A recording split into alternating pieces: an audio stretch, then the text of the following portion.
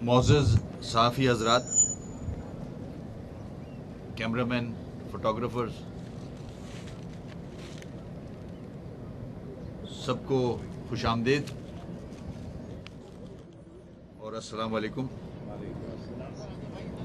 इस press conference की ज़रूरत यूं पड़ी जो कि हम नॉमिनेटेड मेयर, डिप्टी मेयर और जो चेयरमैन, वाइस चेयरमैन हैं मुख्तलिफ डिस्ट्रिक्ट्स के, कराची से पर्टेन करते हैं जो डिस्ट्रिक्ट्स, वो आज यहाँ इस ग्राउंड पे मौजूद हैं। और ग्राउंड भी हमने किसी वजह से चूज़ किया था कि ये हुसैनाबाद का ग्राउंड है और जिसका हाल आप बैकग्राउंड में देख रहे होंगे। रिक्वेस्ट करूंगा कि ये कचरा जो कूड़ा पड़ा है पीछे, इसको भी कवर करें ताकि प्रेस कॉन्फ्रेंस के साथ अवाम जो है इस मुल्क की और दुनिया भर की इस कचरे के ढेर को भी जरा देख ले कि ये मुल्क दुनिया का छठा बड़ा शहर, पाकिस्तान का सबसे बड़ा शहर जो कि रेवेन्यू जनरेट करता है, इस मुल्क को चलाता है, उस शहर के साथ क्या हशर किया जा रहा है। मोअज़्ज़ज़ सहाफ़ी हज़रात, मैं थोड़ा सा बैकग्राउंड में जाऊंगा जो कि इस तरह से शुरू हुआ था कि सुप्रीम कोर्ट के हुक्म पर, जैसा कि सबके इल्म में है, ये इलेक्शन करवाए गए थे क्योंकि सो कॉल्ड दो बड़ी सियासी जमातें इस मुल्क की, जिन्होंने आज तक अपने रहते हुए हिस्ट्री गवाह है इसकी कि लोकल गवर्नमेंट के इलेक्शन नहीं करवाए, और जो कि बुलंद बांग दावे करते हैं जमहूरियत की, और जमहूरियत के ही जो नर्सरी होती है उसका गला खुद घोटते हैं। तो खुदा खुदा करके सुप्रीम कोर्ट ने ऑर्डर्स किए और फिर इलेक्शन ऐसे हुए कि 31 अक्टूबर 2015 में फेज 1 सक्खर का इलेक्शन हुआ सिंध के हवाले से। उसके बाद 15 नवंबर को दूसरा फेज हैदराबाद का हुआ और तीसरा फेज कराची का हुआ जो कि 5 दिसंबर को हुआ। ये ऐलान हुआ और फिर इलेक्शन हो गए। 26 दिसंबर 2015 को अंदरूनी सिंध के कामयाब उम्मीदवारों का नोटिफिकेशन जारी किया गया। उसके बाद 1 जनवरी को इलेक्शन कमीशन ने कराची के कामयाब उम्मीदवारों का नोटिफिकेशन जारी किया। 14 जनवरी 2016 को यूसी के चेयरमैन, वाइस चेयरमैन की हलफ बर्दारी हुई कराची की, और उसके बाद 15 जनवरी 2016 को इलेक्शन कमीशन ने मखसूस नशिस्त के इलेक्शन के लिए शेड्यूल जारी किया। बाद में उसको फिर खुद ही कैंसिल कर दिया गया। मैं ये इसलिए डिटेल थोड़ी सी बताना चाह रहा हूं कि कहां से कहानी शुरू हुई और आज तकरीबन 6 महीने गुजर चुके हैं, 7वां शुरू है, और इलेक्टेड लोग जिनको मैंडेट मिला है अवाम का, वो अभी भी इस इंतज़ार में हैं कि उनका ओथ हो और वो अपने ऑफिस होल्ड करें और अवाम के मसाइल हल करना शुरू करें। उसके बाद और उसके साथ साथ जो दूसरी तरफ जो ताकतें, जो कुव्वतें नहीं चाहती कि ये इलेक्टेड लोग अपने ऑफिस में बैठें, इस कराची शहर का मैंडेट को एक्सेप्ट किया जाए, जो कि नहीं किया जा रहा। आज 7वां महीना शुरू हो चुका है। उसके बाद 12 फरवरी 2016 को इलेक्शन कमीशन ने एक और मखसूस नशिस्त के इलेक्शन के लिए शेड्यूल जारी किया, जो कि बाद में कलअदम करार दे दिया गया। ये खुद ही जारी होते हैं और खुद ही फिर कैंसिल होते हैं, कलअदम होते हैं। तो ये डिलेइंग टैक्टिक्स पे मैं आपकी नजर डलवाना चाह रहा हूं। 4 मई 2016 को इलेक्शन कमीशन ने तीसरी बार मखसूस नशिस्त के इलेक्शन के लिए शेड्यूल जारी किए, जिस पर इलेक्शन मुनक्किद हुए। फिर उसके बाद 18 मई 2016 को इलेक्शन कमीशन ने चेयरमैन, वाइस चेयरमैन और मेयर, डिप्टी मेयर के इलेक्शन के लिए शेड्यूल जारी किया, जो कैंसिल कर दिया गया। यहां यह बात तवज्जो तलब है कि जब आजाद उम्मीदवारान का केस कोर्ट में है और कोर्ट ने इनको स्टे ग्रांट किया हुआ है, आप जरा ये पॉइंट नोट कीजिएगा, 18 मई 2016 को इलेक्शन कमीशन ने chairman, vice chairman, mayor deputy mayor के इलेक्शन के लिए शेड्यूल जारी किया, जो फिर कैंसिल कर दिया गया। और तवज्जो जिस बात पे देनी है कि कोर्ट ने इनको स्टे ग्रांट किया हुआ था पहले ही, तो फिर इलेक्शन कमीशन ने यह शेड्यूल जारी क्यों किया? क्या अदालतों को धोखा दिया जा रहा है या फिर कोई पसे पुश्त रहकर अपनी चालाकियां कर रहा है? अदालत का, सुप्रीम कोर्ट का ऑर्डर मौजूद है 60 डेज। 60 डेज शुरू होते हैं आपके 15 अप्रैल के बाद। आज 25 दिन हो चुके हैं उस ऑर्डर को। 36 दिन हो चुके हैं उस ऑर्डर को, 25 दिन बाकी हैं, जो कि 60 डेज दिए हैं सुप्रीम कोर्ट ने कि आप 60 डेज में सारा इलेक्टोरल प्रोसेस कंप्लीट करेंगे और mayor, deputy mayor, chairman, vice chairman के ओथ लेंगे और उनको पावर जो भी बचे हैं वो हैंड ओवर करेंगे ताकि वो अपने ऑफिसेज में बैठें और अपना काम शुरू करें। उसके बाद मैं फिर से थोड़ा सा आपको माजी में ले जाना चाहूंगा। इस दौरान पीपल्स पार्टी सिंध की हुकूमत ने सिंध असेंबली से जो डिलेइंग टैक्टिस है उस पर मैं तवज्जो दिलवाना चाह रहा हूं। जो बाय लॉज हैं उनमें जो तब्दीलियां की लगातार, कि अब जो है वो मजे की बात देखें, पहले तो ट्रांसफर पोस्टिंग की है शेड्यूल अनाउंस होने के बाद। उसके बाद 20 अक्टूबर 2014 को एक अमेंडमेंट आई जिसमें सीक्रेट बैलेटिंग को शो ऑफ हैंड में तब्दील किया गया। ये सिंध गवर्नमेंट का काम है क्योंकि अददी एतबार से वो ज्यादा है सिंध असेंबली में, इसलिए जो दिल करता है वो करते हैं। जैसे औताक चलाई जाती है, इसको भी, असेंबली को भी औताक समझ के चलाया जा रहा है। 27 अगस्त 2015 को शो ऑफ हैंड को फिर से सीक्रेट बैलेटिंग में तब्दील किया गया। पहले सीक्रेट बैलेटिंग को शो ऑफ हैंड में तब्दील किया गया, फिर 27 अगस्त को फिर से उसको सीक्रेट बैलेटिंग में तब्दील कर दिया गया। 17 जनवरी को फिर से सीक्रेट बैलेटिंग को तब्दील करके शो ऑफ हैंड कर दिया गया। ये 3 दफा अमेंडमेंट्स की। इलेक्शन शेड्यूल आने के बाद सिंध भर में बेहिसाब ट्रांसफर पोस्टिंग्स की गई।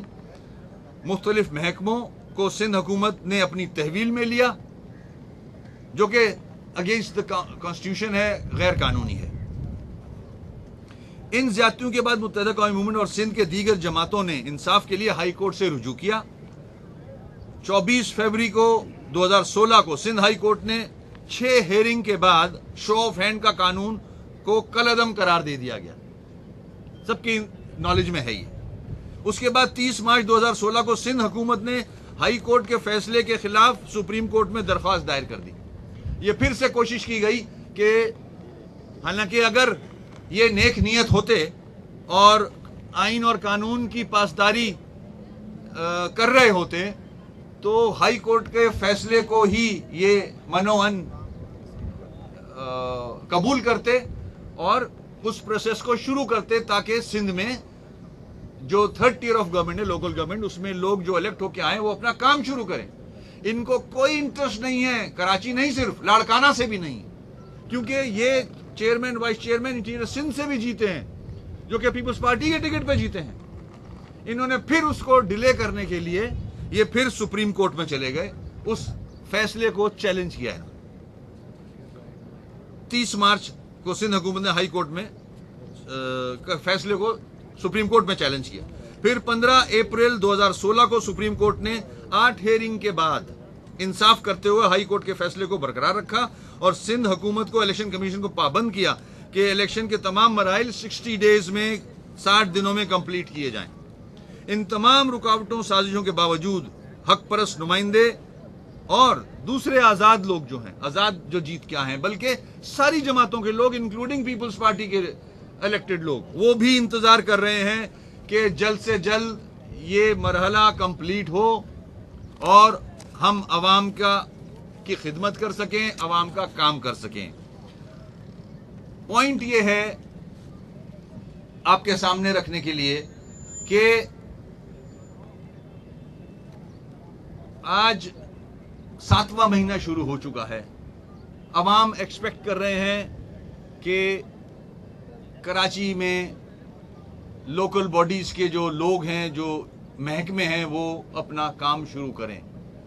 कचरे का ढेर बन चुका है पूरा कराची। अरबों खरबों रुपए लैप्स हो चुके हैं, अरबों खरबों रुपए खाए जा चुके हैं, चाहे वो कराची का बजट हो या कराची की ज़कात। दोनों में कराची जो है वो फौकियत हासिल रखता है। पूरे पाकिस्तान को सबसे ज्यादा बजट देता है ये शहर, रेवेन्यू देता है, सबसे ज्यादा ज़कात देता है। पूरे सिंध को चलाने वाला शहर जिस पे कोई तवज्जो नहीं दी जा रही। अफसोस से कहना पड़ता है कि जो साहिब इक्तदार लोग हैं, मैं नवाज शरीफ साहब से इस आपके तवस्सुस से president of Pakistan, chief of army staff, chief justice of Pakistan, high court के जजेस जिन्होंने ये फैसले दिए हैं, सुप्रीम कोर्ट के ये जजेस जिन्होंने ये फैसला दिया है, उनसे हम्बली रिक्वेस्ट करूंगा, ऑनरेबल जजेस से, ऑनरेबल कोर्ट से, कि और स्पेशली सिंध हाई कोर्ट से, कि वो जो सुप्रीम कोर्ट ने 60 दिनों का फैसला दिया है कि विद इन 60 डेज ये प्रोसेस कंप्लीट होना चाहिए, चाहे वो इलेक्टोरल प्रोसेस हो या जो तरीकेकार है उसको पूरा करने के लिए आपको 60 डेज दिए गए हैं। आपको कराची की आवाम का वास्ता कि इस 60 डेज में, इन 60 डेज में इस प्रोसेस को कंप्लीट करें। और सुप्रीम कोर्ट से रिक्वेस्ट करूंगा कि वो अपने जो उन्होंने 60 डेज का ऑर्डर दिया है उसको इन लेटर इन स्पिरिट इंप्लीमेंट कराया जाए। उसको 60 डेज से 1 मिनट भी ऊपर नहीं होना चाहिए। जब सुप्रीम कोर्ट का ऑर्डर मौजूद है तो हाई कोर्ट पे भी मैं समझता हूं ये उनका फर्ज बनता है। ऑनरेबल हाई कोर्ट से रिक्वेस्ट करूंगा, जो आपने 26 की डेट दी है कि 26 को आप रिजर्व सीट्स का फैसला देंगे कि उनको क्या करना है, जो आजाद लोग जीत के आए हैं उस हवाले से कि उनको क्या करना है, उनका भी फैसला आप उम्मीद करते हैं हम सब कि 26 को दे दिया जाएगा। मगर अफसोस जो हमारे साहिब इक्तदार लोग हैं जिनका नाम लिया मैंने, फिर से रिपीट करूंगा, chief justice of Pakistan, chief of army staff, president of Pakistan, prime minister of Pakistan, अगर ये, मैं प्राइम मिनिस्टर साहब से पूछता हूं कि आप पूरे मुल्क का दौरा कर रहे हो जहां जहां बाई इलेक्शन हो रहे हैं, आप KPK, बलूचिस्तान, आजाद कश्मीर, गिलगित बल्तिस्तान, पंजाब, जहां जहां बाई इलेक्शन हो रहे हैं आप वहां विजिट कर रहे हो और अरबों रुपए के स्कीम्स, प्रोजेक्ट्स अनाउंस कर रहे हो। कराची में भी बहुत सारे बाई इलेक्शन हो रहे हैं और हो चुके हैं। आपने कराची का रुख कभी नहीं किया कि यहां भी आके कोई बाई इलेक्शन में आप ऐसा अनाउंसमेंट करें कि कराची में कोई डेवलपमेंट हो। ग्रीन बसेस का जो ऐलान है वो बिल्कुल अपनी जगह बहुत अच्छी बात है, मगर कराची के लिए सिर्फ ग्रीन बसेस, आपके मुल्क को कराची चलाता है, आपके सूबे को कराची चलाता है। आपसे रिक्वेस्ट करूंगा नवाज शरीफ साहब as a prime minister of Pakistan कि कराची आके कराची का हाल देखें।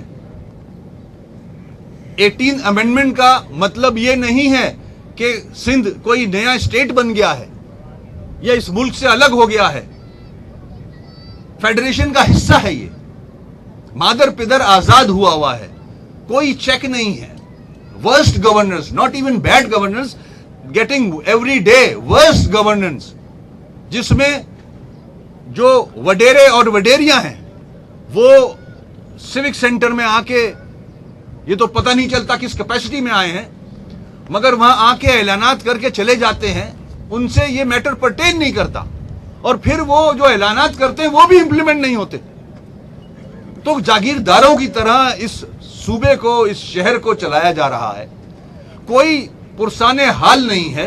क्या इस सूबे को या कराची शहर को इसी तरह छोड़ दिया जाएगा? 18 अमेंडमेंट का मतलब यह नहीं है, यह कोई नया स्टेट नहीं बना है। ये इस पाकिस्तान से अलग नहीं हुआ हुआ है कि आप जो मर्जी में आए करो। थर में बच्चे मर रहे हैं, कोई पुरसाने हाल नहीं है, बुरा हाल है पूरे सिंध का। आज लॉ एंड ऑर्डर के हवाले से अभी 2 घंटे पहले 2 पुलिस वालों को शहीद किया गया, ट्रैफिक पुलिस वालों को। अमनो अमान कौन देख रहा है? पूरे सिंध का सत्यानाश किया हुआ है।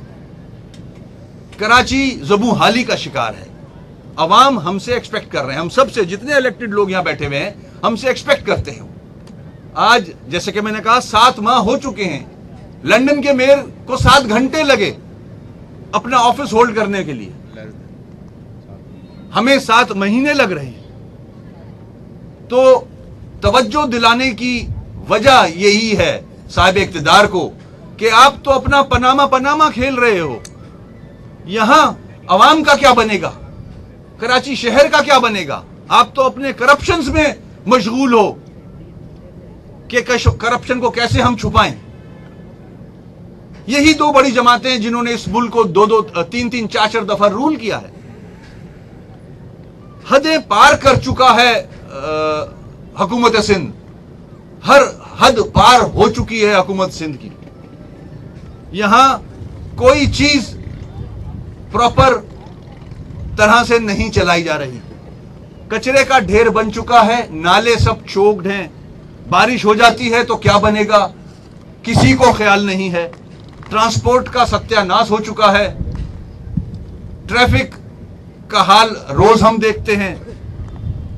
बिजली बहुत बड़ा इशू बना हुआ है। पानी है ही नहीं कराची में, अगर है भी तो सही तरह डिस्ट्रीब्यूट नहीं हो रहा, क्योंकि सारे शोबे जो हैं वो लोकल गवर्नमेंट से लेके सिंध गवर्नमेंट ने अपने कंट्रोल में ले लिए।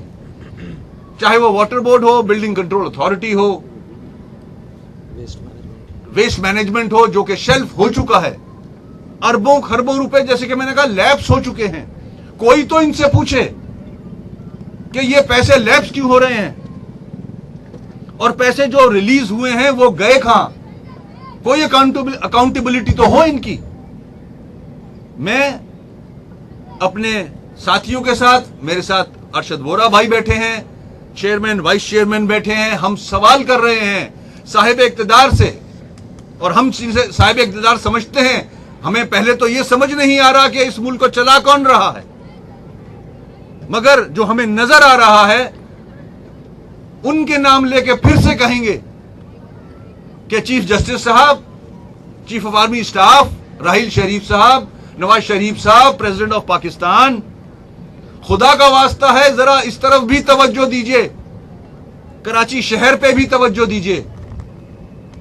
कराची शहर भी पाकिस्तान का ही हिस्सा है। यहां भी कोई स्कीम अनाउंस कीजिए आके, यहां भी कोई प्रोजेक्ट अनाउंस कीजिए। इनको चेक कीजिए कि सिंध गवर्नमेंट चल कैसे रही है। सारे इदारों में जिस तरह से ट्रांसफर पोस्टिंग्स हो रही हैं, करप्शन का बाजार गर्म है, कोई अवाम के मसाइल पे तवज्जो नहीं दे रहा। यही वजह बनती है कि हम हर हफ्ते इसी किस्म की प्रेस कॉन्फ्रेंस कर रहे होते हैं। और आपके सामने है, कल फिर नोटिफिकेशन आ गया इलेक्शन कमीशन का कि अब मजीद इसको डिले किया गया है, बल्कि कैंसिल कर दिया गया है। अभी कोई डेट आगे नहीं है कि कब नॉमिनेशन फाइल किए जाएंगे, कब ओथ होगा, कब इलेक्शन होंगे, कब ओथ होगा। तो इसको मजीद डिले किया गया है।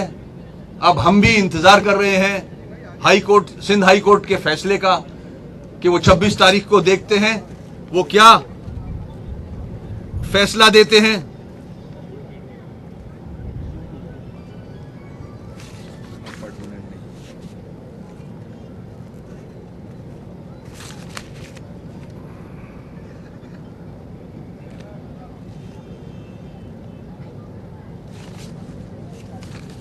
मैं एक बार फिर आप सब लोगों का शुक्रिया अदा करूंगा कि आप एक इस अहम इशू पे मीडिया ने हमारा साथ दिया, ये दिखाना है, जो कि आपके तवज्जुह से अवाम तक और साहिब इक्तदार अगर वो जाग जाएं, पनामा के खेल से निकल आए, जो पनामा का खेल चल रहा है पूरे मुल्क में, उससे निकल के अगर कराची की तरफ तवज्जो दे दें, क्योंकि कराची की अवाम ये खड़ी है चारों तरफ। अभी तक इस अवाम ने बद्दुआएं नहीं दी हैं, अभी तक बर्दाश्त कर रही है ये अवाम कि यही शहर इस मुल्क को चला रहा है, यही शहर इस सूबे को चला रहा है। और हमारा अपना क्या हाल है, हमारे बच्चे कचरे के ढेर पे खेल रहे हैं। मगर अफसोस के सिंध के भी जो लोग हैं वो इस पर तवज्जो नहीं दे रहे। मैं एक बार फिर जो पाकिस्तान को चला रहा है, पहले तो मैंने नाम लेके कहा, अब बगैर नाम लेके कहता हूं, जो भी चला रहा है, इस कराची शहर को देखे, यहां बहुत मसाइल बढ़ चुके हैं। खुदा ना खास्ता हीट वेव, पानी की शॉर्टेज है, गर्मी अरूज पे है, वाटर राइट्स ना हो जाएं, लोग तंग ना आ जाएं बिजली और पानी के चक्कर में।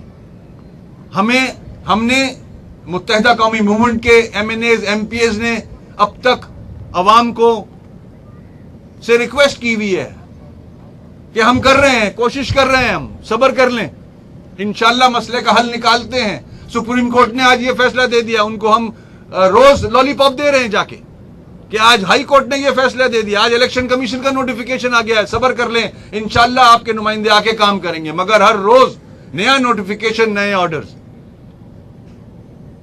तो साहिब इक्तदार जो भी है, जो इस मुल्क को चला रहा है, ये डिलेइंग टैक्टिस से इस मुल्क को नुकसान हो रहा है।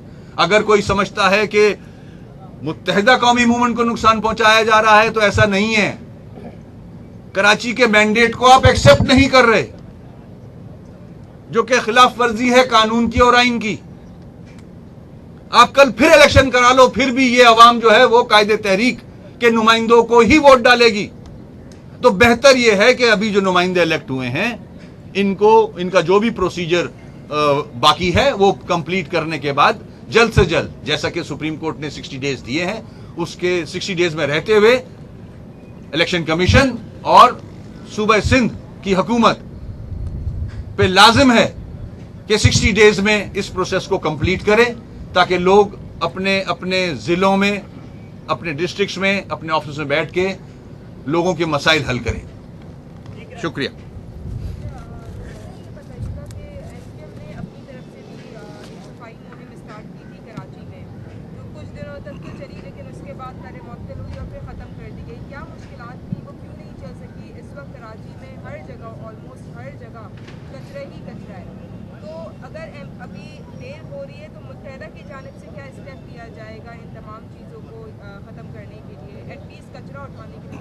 देखिए, हम जैसे कि मैंने कहा 26 का इंतजार कर रहे हैं, हाई कोर्ट कोई डिसीजन देगा, जो कि मैंने भी मीडिया के थ्रू मुझे पता चला है, और फिर 60 डेज भी मौजूद हैं सुप्रीम कोर्ट के। जहां तक हमारी सफाई मुहिम का ताल्लुक है, हमने शुरू की थी और उसके नताइज बड़े अच्छे आए थे, और हम जोश और जज्बे के साथ हमने ये काम शुरू किया था। हमारा साथ दे रही थी पूरी जो सिविल सोसाइटी है वो, और कराची के रिहायशी हमारा साथ दे रहे थे। मगर हमने ये बात रिकॉर्ड पे लेके आए हैं, माजी में भी जब हमने ख़त्म की थी तो प्रेस कॉन्फ्रेंस में कहा था कि हमारे लोगों को अरेस्ट करना शुरू कर दिया है। हमारे वाइस चेयरमैन तक अरेस्ट हुए हुए हैं, काउंसलर्स अरेस्ट हो गए थे हमारे, आज भी अरेस्ट हुए हुए हैं। तो हम उनकी अरेस्ट को, उनको बचाएं अरेस्ट से, ये सफाई करें। कराची की अवाम बखूबी जानते हैं, कराची की अवाम हमारे साथ हैं, अल्ताफ भाई के साथ हैं, अल्ताफ भाई के साथ उनका दिल धड़कता है। वो जानते हैं कि मुत्तहिदा कौमी मूवमेंट को क्या मुश्किलात का सामना करना पड़ रहा है, और वो इंशाल्लाह हम सारी मुश्किलात के बाद भी हम कराची के अवाम के मसाइल से दस्तबरदार नहीं होंगे, और इंशाल्लाह आवाज़ उठाते रहेंगे। नेक्स्ट लाहेअमल सफाई के मुहिम को सामने रखते हुए इंशाल्लाह कोई ना कोई राब्ता कमेटी के साथ बैठ के हम लाहेअमल बनाएंगे, जो प्रेस के थ्रू अवाम तक पहुँचाएंगे।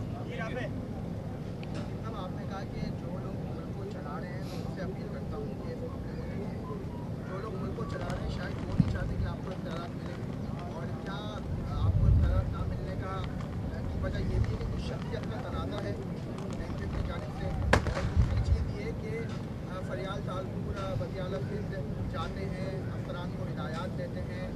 आप लोगों का क्या इसमें रोल है? आप लोगों ने इस पर आवाज़ उठाई है कि उनका क्या ताल्लुक बनता है कि वो जाके अफसरान से मिले, बातचीत करें, उनको ऑर्डर जारी करें? देखिए, सबसे पहले जो आपका सवाल है उसमें मैं समझता हूँ इख्तियारात की बात तो बाद में आएगी राफे। पहले तो ये जो इलेक्टोरल प्रोसेस है और जो इलेक्टोरल कॉलेज है ये कंप्लीट हो जाए, उसके बाद देखेंगे इख्तियारात का। तो हमें पता है इख्तियारात तो है ही नहीं, सारे तो सिंध गवर्नमेंट ने अपने पास ले लिए हैं और पास लेने के बावजूद वो खुद भी कुछ नहीं कर रहे उन महकमों में बैठ के। जैसे कि मैंने कहा, सॉलिड वेस्ट मैनेजमेंट का जो उन्होंने बोर्ड बनाया था उसको शेल्फ कर चुके हैं, वो उस पर कोई काम नहीं हो रहा। तो जब हम ओथ ले लेंगे, वो जब भी हो, उसके बाद इख्तियारात की बारी आएगी और इंशाल्लाह हमारे पास रोड मैप है कि इख्तियारात हम किस तरह चैलेंज करेंगे इसको। हम जो सिंध गवर्नमेंट है उनसे भी बात करेंगे और कोर्ट में भी जाएंगे, अवाम के पास भी जाएंगे। और जहां तक लोगों, बिल्कुल आपका भी खदशा सही है कि जो जिनका रिलेशन नहीं बनता, जो मैटर से पर्टेन ही नहीं करते, जिनका ताल्लुक नेशनल असेंबली से है और जो एक सियासी नुमाइंदे हैं, उनका सिविक सेंटर में आके हिदायतें देना समझ में नहीं आता। और अगर in a good gesture as MNA पूरे मुल्क में बिल्कुल वो कोई ना कोई भलाई का काम, अच्छा काम कर सकते हैं या कर सकती हैं, तो अगर वो इस सोच से किसी इदारे में गई हैं या गया है, तो उसके बाद का रिजल्ट क्या हुआ? कुछ भी नहीं। आपने टाइम वेस्ट किया वहां जाके, आपने पूरे ऑफिसर्स को वहां ऑफिसर्स में काम रुक गया था, वहां ट्रैफिक का प्रॉब्लम हो गया था, पार्किंग का प्रॉब्लम आ गया था। आपने तो एक प्रॉब्लम क्रिएट किया, ना कि आप सोल्यूशन बनते। तो आपने अगर आप गए थे तो उससे फायदा तो अवाम को कुछ भी नहीं हुआ अभी तक। तो या तो काम ऐसा किया जाए जिसमें अवाम को फायदा हो, बल्कि आपने तो नुकसान पहुंचाया रेवेन्यू को। जो रेवेन्यू उस दिन जनरेट होता थ्रू सिविक सेंटर, वो रुक गया। बहुत सारे जो नीलामियां थी, ऑक्शन थे, वो रुक गए थे। जो आमदनी इनकम होनी थी सिविक सेंटर को, वो भी नहीं हो सकी उस दिन। तो ये तो नेगेटिव में जाता है। ये इस तरह से अगर आप खिदमत करना चाहते हो तो हम तो बाज आए ऐसी खिदमत से भाई।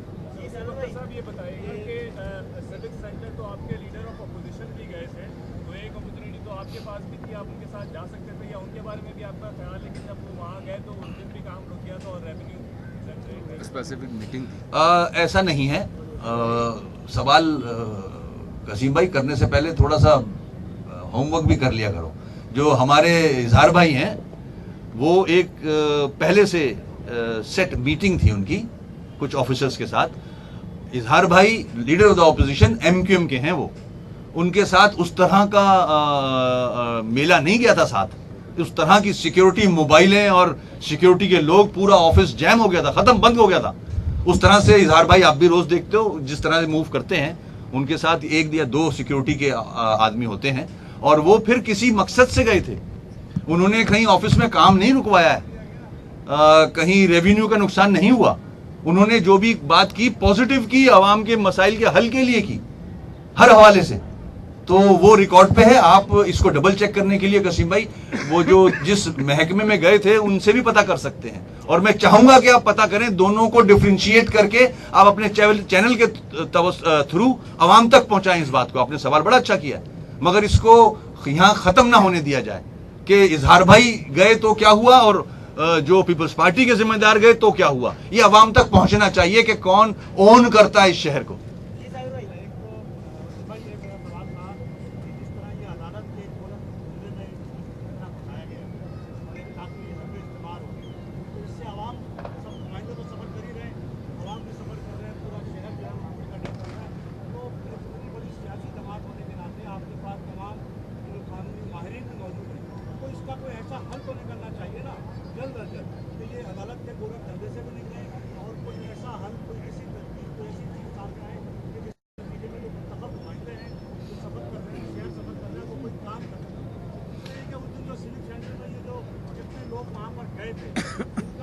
कराची से कोई ताल्लुक नहीं था। और अगर बात जब जमहूरियत की अगर की जाती है तो जमहूरियत में मुंतखब नुमाइंदगी अहमियत होती है। तो उस केएमसी की बिल्डिंग में जो कराची के शहरियों का सबसे बड़ा बल्दियाती इदारा है, कराची के मुंतखब अरकान को क्यों नहीं बुलाया गया? किसी एमएलए को, किसी एमपीए को या किसी जो नए बलदियाती मुंतखब लोगों को कराए, जितने भी गैर मुताले का लोग आए थे, इसमें भी तो आपकी एक डिसीजन बनती है, क्यों नहीं आप कोई कानूनी रास्ता अपनाते? सारे काम हम ही करेंगे। तो आप ये सवाल मेरे ख्याल में उनसे बनता है, आप उनसे सवाल भी करें। और बिल्कुल सही कहा साबिर भाई आपने, या तो नवाबशाह में दूध की नहरें बह रही होती तो आप फिर कराची का रुख करते कि हाँ भाई कराची को भी ठीक कर लें, तो समझ में आता है। और जहाँ तक अदलिया का ताल्लुक है, मेरी रिस्पेक्ट है अदलिया से, ऑनरेबल हाई कोर्ट हो या सुप्रीम कोर्ट हो, हम उनसे रिक्वेस्ट ही कर सकते हैं कि जल्द से जल्द ये अवाम के जो मसाइल हैं इसके हल के लिए आप कोई ऐसा डिसीजन दें ताकि लोकल गवर्नमेंट जो है वो फाल हो, यही कह सकते हैं।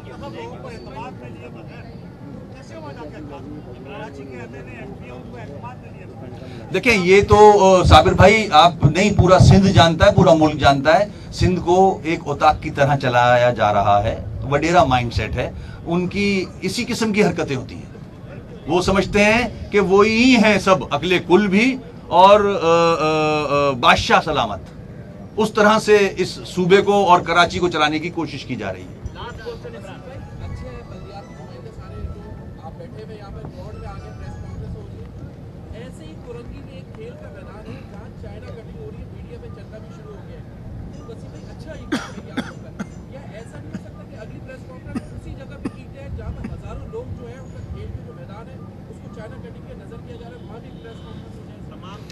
देखें, बिल्कुल आपका बड़ा अच्छा पॉइंट है। ये जिम्मेदारी बनती है हुकूमत सिंध की कि इस किस्म की अगर कोई कटिंग हो रही है तो उनके कटर्स भी तो मौजूद है ना। खैर, मैं कहीं और निकल जाऊंगा। बिल्कुल हुकूमत को चाहिए जो गलत काम कर रहा है उसको पकड़ें, उसको रोकें, कोई ऐसी चीज नहीं होनी चाहिए, कब्जे नहीं होने चाहिए। और बिल्कुल कराची में और सारी जगहों पे जहां हो रहा है ये काम, उसको रुकना चाहिए। और जहां हमारा बस चलेगा, बिल्कुल हम भी वहां जाके भी प्रेस कॉन्फ्रेंस करेंगे। You are right, I agree.